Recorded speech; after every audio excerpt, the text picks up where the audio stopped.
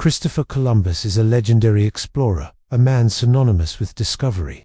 When he sailed into the Caribbean on October 12, 1492, he carried with him the banner of Spain, and for centuries his voyage was celebrated as the discovery of a new world. But what if we told you that for the millions of people who already lived there, it was really the beginning of a nightmare? Welcome to the series What If, where we take a fresh look at history and ask what if things had happened just a little differently. In 1492, Europe was hungry for change.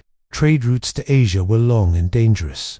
The Renaissance had sparked a thirst for exploration, and men like Columbus dreamed of reaching the East by sailing west. Columbus convinced the Spanish monarchs Ferdinand and Isabella to bankroll his voyage, and when he reached the Bahamas, he believed he was in India. He had, in fact, stumbled upon an archipelago that would soon be known as the New World, a landmass that would forever alter the course of human history. For Spain, Columbus's arrival in the Americas was the motherlode: gold, silver, new crops, and vast territories.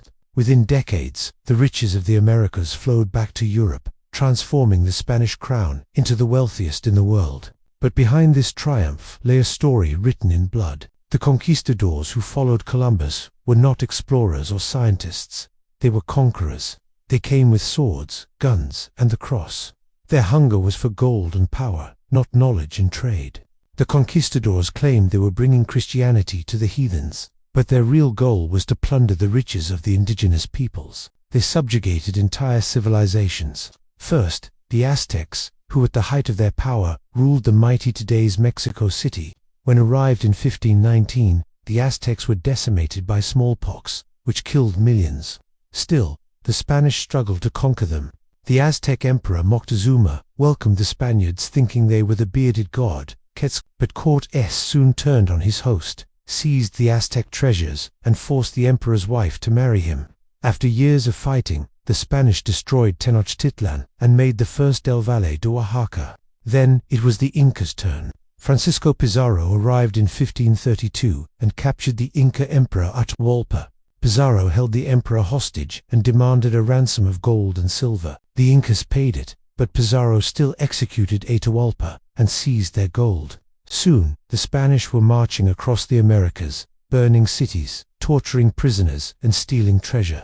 The Catholic friars burned the great Inca temples, smashed their idols, and forced the natives to abandon their gods.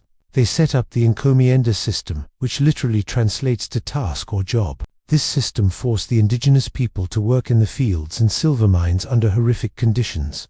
The encomenderos, or overseers, worked the natives to death, and when they ran out of indigenous slaves, they imported Africans. In the silver mines in Bolivia, some 10 million people are estimated to have died from overwork and horrible living conditions. But there was something even deadlier than the conquistadors. Disease. Smallpox, measles, and influenza swept through the Americas, killing entire populations. Historians estimate that as much as 90% of the indigenous people of the Americas perished, not by the sword but by invisible killers.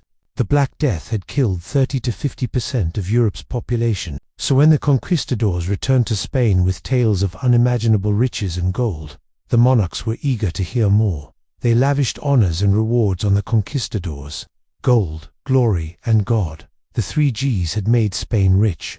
But while the conquistadors reveled in their conquests, some Spaniards turned against them. Priests like de las Casas condemned the cruelty, pleading with the crown to end the encomienda system.